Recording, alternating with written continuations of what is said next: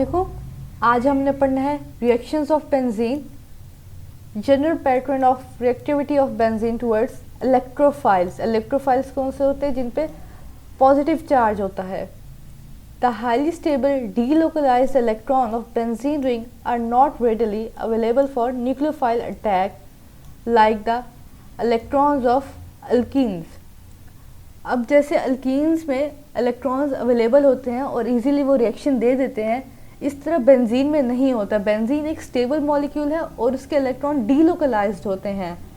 इस वजह से वो न्यूक्लियोफाइल अटैक के लिए आसानी से अवेलेबल नहीं होते। Therefore, the electrons of benzene ring are not attacked by weak electrophiles. इस वजह से वो weak electrophiles से भी अटैक नहीं हो पाते। It means that more powerful electrophiles are required to penetrate and break the continuous sheet of electron cloud in benzene. इसका मतलब ये है कि हमें बहुत ज़्यादा पावरफुल जो इलेक्ट्रोफाइल होगा वो चाहिए होगा, जो कि ब्रेक करे बॉन्ड को भी और उसके साथ साथ जो इलेक्ट्रॉन्स क्लाउड की शीट है उस बेंजीन के अबव एंड बिलो उसको भी ब्रेक करे और उसमें पेनिट्रेट करे ताकि रिएक्शन दे सके। इलेक्ट्रोफाइल इन हेलोजिनेशन। हेलोजिनेशन जिसमें हेलोजन्स इंक्लूड होते हैं, सब्स्टिट्यूशन ऑफ हेलोजन होती है, उसको हम नाम देते हैं हेलोजिनेशन का। Substitution of halogen in benzene requires iron और corresponding ferric halides as a catalyst. अब कॉरस्पॉन्डिंग फेरिक हैलाइड्स मतलब जिस हेलोजन की हम सब्स्टिट्यूशन कर रहे हैं उसी का फेरिक मतलब फेरिक हैलाइड चाहिए। जैसे अगर क्लोरीन ले रहे हैं तो उसी का वहाँ पे हैलाइड भी क्लोरीन लेंगे, कैटलिस्ट में भी क्लोरीन ही लेंगे। अगर हम हेलोजन सब्स्टिट्यूशन में बोरोमीन ले रहे हैं तो कैटलिस्ट में भी हम बोरोमीन ही लेंगे, या फिर अकेला हम आयरन लें या फिर हम फेरिक हैलाइड लें। In fact iron 2 is first converted into Fe(X3). अब जो अगर हम पहले आयरन अकेला लेते हैं तो उसको भी पहले हम कन्वर्ट किस में कहते हैं? फेरिक हैलाइड में। जोन सा हेलोजन लेंगे सब्स्टिट्यूशन के लिए यहाँ X कैटलिस्ट में भी वही आएगा। Which further reacts with halogen molecule to produce a powerful electrophile. अब ये आयरन है, ये रिएक्ट करेगा हेलोजन के साथ जिसकी हमने सब्स्टिट्यूशन करवानी है, ये बनाएगा फेरिक हैलाइड Fe(X3). अब यहाँ पे दोबारा हेलोजन जो है वो अटैक करेगा और क्या बना देगा? एक इलेक्ट्रोफाइल साथ बनेगा और एक टेट्राहेलोफेरेट आयन बनेगा। ये हेलोजिनम आयन ये एक इलेक्ट्रोफाइल है। The halogenum ion X positive thus produce attacks a powerful electrophile on the electrons of benzene. अब ये जो powerful electrophile बना है ये रिएक्ट करेगा बेंजीन के साथ। अब होगा क्या? अब इसमें पहले तो कोई जगह नहीं है, एडिशन नहीं हो सकती बेंजीन में। ये क्या करेगा? इस जो यहाँ पे जो डबल बॉन्ड है इसको ब्रेक कर देगा।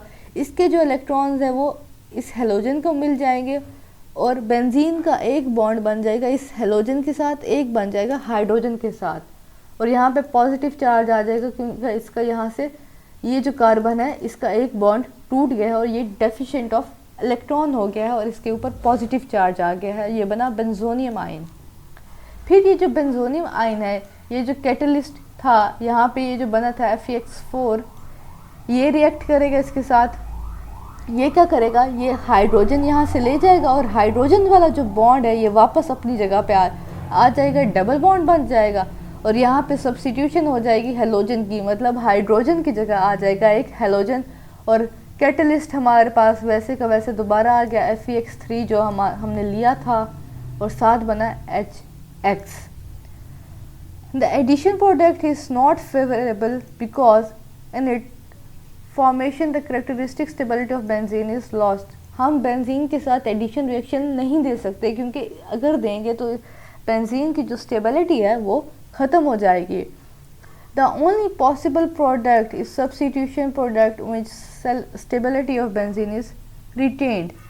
तो कौन सा पॉसिबल प्रोडक्ट है? सब्स्टिट्यूशन प्रोडक्ट जिसमें बेंजीन की स्टेबिलिटी मेंटेन रहती है। इसलिए हम बेंजीन ज़्यादातर सब्स्टिट्यूशन शो करता है, एडिशन बहुत मुश्किल से ड्रास्टिक कंडीशंस में शो करता है। तो पहले हमने जनरल रिएक्शन पढ़ा, अब हम आते हैं electrophilic substitution reactions of benzene. सबसे पहले इसमें हेलोजिनेशन, ऊपर जनरल रिएक्शन था, अब आ गया the introduction of halogen group in benzene is called halogen. Halogen group जो हेलोजन फैमिली है उसके जो अगर हम उनकी सब्स्टिट्यूशन करेंगे बेंजीन में तो ये प्रोसेस कहलाएगा halogenation. Benzene react with halogen in the presence of catalyst like FeBr3 and AlCl3, ये होंगे catalyst. Chlorination and bromination are normal reaction but fluorination is too vigorous to control and iodination gives poor yield. अब जब fluorine के साथ reaction होता है वो बहुत विग्रस होता है, वो कंट्रोल नहीं हो सकता, तो इसके लिए उसको हम प्रेफर नहीं करते। और आयोडीन के साथ रिएक्शन काफ़ी स्लो हो जाता है, इसलिए हम उसको भी प्रेफर नहीं करते। लेकिन जो क्लोरीन और ब्रोमीन है ये नॉर्मल रिएक्शन देते हैं तो हम इसको प्रेफर करते हैं। तो ये बेंजीन है, इसका ब्रोमीन के साथ रिएक्शन हुआ, या हाइड्रोजन की जगह जो ऊपर आपको एक्सप्लेन की थी बात यहाँ पे डायरेक्ट बताई गई है, यहाँ पे हाइड्रोजन की जगह ब्रोमीन आ गया, कैटलिस्ट वैसे का वैसे रहा और ये HBr आ गया साथ और ये बना ब्रोमोबेंजीन। ऐसे ही क्लोरीन है, हाइड्रोजन की जगह यहाँ क्लोरीन आ गया, कैटलिस्ट वैसे का वैसा और साथ HCl बना और ये बना क्लोरोबेंजीन। एक Cl इसी का होगा और हाइड्रोजन ये यहाँ इसी बेंजीन से जो सब्स्टिट्यूट आया यही हाइड्रोजन आएगा फिर यहाँ पे HCl के साथ। The actual halogenating agent is X positive. ये MCQ आता है कि हेलोजिनेशन में हेलोजिनेटिंग एजेंट कौन सा है और ये बनता कैसे है। इस मैकेनिज्म से पहले हेलोजन रिएक्ट करेगा FeX3 के साथ और अपना इलेक्ट्रोफाइल बना देगा और ये नेगेटिव आयन बन जाएगा। ये जनरल रिएक्शन है। फिर क्लोरीन का रिएक्शन बताया गया है। क्लोरीन का रिएक्शन, ये क्लोरीन ने FeCl3 के साथ रिएक्ट किया, इलेक्ट्रोफाइल बनाया और FeCl4 बनाया। अब ये क्लोरीन ने सब्स्टिट्यूशन की, ये हाइड्रोजन का इस बॉन्ड की जगह ये क्लोरीन आया, फिर ये हाइड्रोजन का जो बॉन्ड है ये टूटा, वापस इसका डबल बॉन्ड बना और ये H पॉजिटिव रिलीज हो गया। ये H पॉजिटिव फिर इस नेगेटिव आयन के साथ रिएक्ट करके वापस वही कैटलिस्ट और साथ बाय प्रोडक्ट HCl बनाएगा। फिर नेक्स्ट है nitration. The introduction of nitro group NO2 in benzene ring is called nitration. Nitro group जब हम ऐड करेंगे बेंजीन रिंग में तो उस प्रोसेस को हम नाम देंगे नाइट्रेशन का। The nitration of benzene take place when it is heated with 1:1 mixture of concentrated HNO3 and concentrated H2SO4 at 50 to 55 degree centigrade. ये कंडीशंस आपने याद रखनी है कि क्या है, इन्हीं कंडीशंस में नाइट्रेशन होगी, अदरवाइज नहीं होगी। Sulphuric acid react with nitric acid to generate nitronium ion. अब इसमें इलेक्ट्रोफाइल ये नाइट्रोनियम आयन है, ये आपने याद रखना है कि किस प्रोसेस में कौन सा इलेक्ट्रोफाइल यूज़ हो रहा है। अब ये इसका डायरेक्ट रिएक्शन है बेंजीन का HNO3 के साथ, ये कैटलिस्ट और कंडीशन और सब्स्टिट्यूशन हो गई NO2 की, साथ बन गया वाटर। वाटर कैसे, एक ऑक्सीजन यहाँ से आया, एक हाइड्रोजन यहाँ से आया और एक हाइड्रोजन इस बेंजीन से रिलीज होगा जिसकी जगह ये नाइट्रो ग्रुप आया है। ये इसका मैकेनिज्म है। ये HNO3 इसको ओपन करके लिखा हुआ है, ये H2SO4, ये बना नाइट्रोनियम आयन और साथ इधर से एक हाइड्रोजन निकल के वाटर बना देगा और साथ HSO4 नेगेटिव। अब नाइट्रोनियम आयन इसके साथ रिएक्ट करेगा, सब्स्टिट्यूशन होगी, साथ वाटर बनेगा। फिर जो HSO4 नेगेटिव है ये आएगा, ये वाटर यही वाला आया है यहाँ पे, कोई अलग से नहीं है। फिर ये HSO4 नेगेटिव आयन आएगा, ये हाइड्रोजन को अपने साथ ले जाएगा, हाइड्रोजन वाला बॉन्ड दोबारा डबल बॉन्ड में कन्वर्ट हो जाएगा। इस तरह से कैटलिस्ट भी वापस आ गया H2SO4 और सब्स्टिट्यूशन भी होगी, नाइट्रोबेंजीन बन गया। फिर है sulphonation. The introduction of sulphonic acid group in benzene ring is called sulphonation. अब सल्फोनिक एसिड ग्रुप हम जब ऐड करेंगे बेंजीन में तो इसको हम नाम देंगे सल्फोनेशन का। When benzene is heated with fuming H2SO4 or concentrated H2SO4, it yields benzene sulfonic acid. जब हम बेंजीन का रिएक्शन सल्फ्यूरिक एसिड के फ्यूम से या कंसनट्रेट सल्फ्यूरिक एसिड से घरवाएंगे तो हमारे पास रिजल्ट में सल्फोनिक एसिड बनेगा। अब ये बेंजीन है, इसका हमने सल्फ्यूरिक एसिड के साथ रिएक्शन करवाया 80 डिग्री सेंटीग्रेड में। ये कंडीशंस आपने याद रखनी है। और क्या बना, बेंजीन सल्फोनिक एसिड SO3H, ये सल्फोनिक ग्रुप है, ये बेंजीन के साथ अटैच हुआ तो बेंजीन सल्फोनिक एसिड, और साथ वाटर। ऐसे ही SO3, इसमें हमारे पास SO3H आया। ये H कहाँ से है, H बेंजीन का अपना H होगा जो यहाँ पे फिर अटैच हो जाएगा। इसमें क्या है, ये इसमें भी एक यहाँ से 2 हाइड्रोजन और 1 ऑक्सीजन निकल के वाटर बनाएंगे, जबकि SO3 यहाँ से बचेगा और यहाँ का जो हाइड्रोजन है वो ये SO3H बनाएंगे। यहाँ पे SO3 के साथ बेंजीन का अपना H ही अटैच होके टोटल सल्फोनिक एसिड ग्रुप बना रहा है। अब इसका मैकेनिज्म क्या है, the sulphuric acid alone is used, the actual electrophile in this reaction is SO3।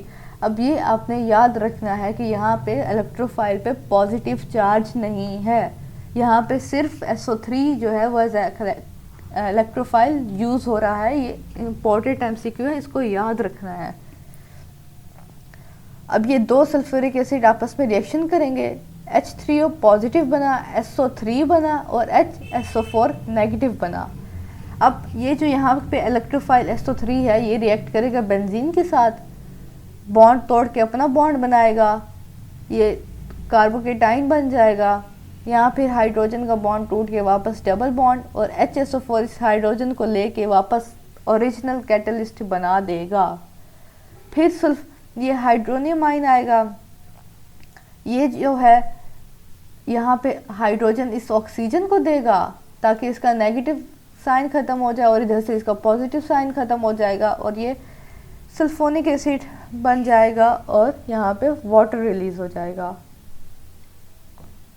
फिर है फिडेल-क्राफ्ट रिएक्शन, ये इम्पोर्टेंट लॉन्ग है, इसको अच्छी तरह याद करना है। द अल्काइलेशन और acylation of benzene is called Fidel-craft reaction. Alkylation या असाइलेशन को हम कलेक्टिवली नाम देते हैं फिडेल-क्राफ्ट रिएक्शंस का। पहले है alkylation, the introduction of alkyl group. अब नेम ही आपको सब कुछ बता रहा है कि क्या हो रहा है यहाँ पे। अल्काइलेशन मतलब अल्काइल ग्रुप की एडिशन होगी। The introduction of alkyl group in the benzene ring, the presence of alkyl halide. Catalyst कौन सा है, अल्काइल, किसकी प्रेजेंस में हो रहा है, अल्काइल हैलाइड की, और कैटलिस्ट कौन सा है, AlCl3। Is called Fidel-craft alkylation और सिंपली अल्काइलेशन। अब ये बेंजीन है, ये अल्काइल हैलाइड आ गया, ये AlCl3 कैटलिस्ट आ गया। अब एडिशन किसकी करवानी है, अल्काइल की, सिर्फ R की। ये यहाँ पे ऐड होगा, जबकि यहाँ से जो हाइड्रोजन रिमूव होगा वो X के साथ कंबाइन होके हेलोजन के साथ कंबाइन होके HX बना देगा। ये इसका मैकेनिज्म है। ये RCl AlCl3 के साथ रिएक्शन किया, ये नेगेटिव आयन और ये बन गया इलेक्ट्रोफाइल। अब इस इलेक्ट्रोफाइल ने यहाँ बॉन्ड तोड़ के अपनी एडिशन करवाई, कार्बोकेटाइन बन गया, फिर हाइड्रोजन रिमूव होगा, दोबारा इसका डबल बॉन्ड आ जाएगा और साथ में HCl और AlCl3 प्रोड्यूस हो जाएंगे। ये ऊपर था जनरल रिएक्शन। अब हम एग्जांपल ले लेते हैं मिथाइल हैलाइड की। ये एग्जांपल है, इसमें सिंपली यहाँ पे CH3 की एडिशन हो जाएगी और यहाँ से जो हाइड्रोजन निकलेगा वो क्लोरीन के साथ रिएक्शन करके HCl बन जाएगा। ये क्लोरीन है क्योंकि सब्स्टिट्यूशन ग्रुप CH3 है।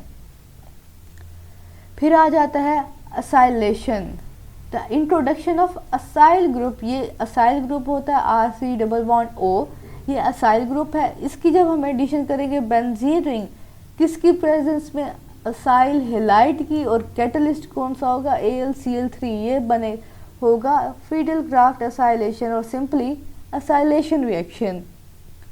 अब ये है एसिड हैलाइड, इसमें AlCl3, अब ये Cl यहाँ पे रिएक्ट इसके साथ करेगा, ये नेगेटिव आयन बन जाएगा और ये इलेक्ट्रोफाइल बन जाएगा। अब ये इलेक्ट्रोफाइल जाके बेंजीन के साथ रिएक्शन देगा, अपनी सब्स्टिट्यूशन करवाएगा, ये कार्बोकेटाइन बन गया। फिर यहाँ से हाइड्रोजन निकल जाएगा इसके साथ, फिर दोबारा इसका डबल बॉन्ड वैसे का वैसा आ जाएगा और साथ में बाय प्रोडक्ट बनेगा HCl और कैटलिस्ट AlCl3 वैसे का वैसा वापस। कैटलिस्ट कभी भी चेंज नहीं होगा, वो आपको जैसे रिएक्शन के फिजिकल तो उसकी चेंज होते लेकिन केमिकली वो चेंज नहीं होगा। अगर स्टार्ट में AlCl3 था तो आपको एंड में भी AlCl3 वैसे का वैसा मिलेगा। ये बन गया असाइल बेंजीन। अब ये इसकी एग्जांपल है, ऊपर हमने जनरल R का पढ़ा, अब यहाँ एग्जांपल लेते हैं एसिटाइल क्लोराइड का। AlCl3 की प्रेजेंस में यहाँ पे एसीटोफिनोन बना, यहाँ पे ये ग्रुप अटैच हो जाएगा इसके साथ बेंजीन के साथ, और यहाँ पे ये क्लोरीन जो है यहाँ से हाइड्रोजन जो निकलेगा उसके साथ रिएक्शन करके HCl बना लेगा और कैटलिस्ट वैसे का वैसा। तो ये था आपका आज का लेक्चर, रिएक्शंस थे। फिर इंशाल्लाह आगे हम बाकी रिएक्शंस भी पढ़ेंगे, तो अपनी अटेंडेंस ज़रूर लगाएगा। अल्लाह हाफिज़।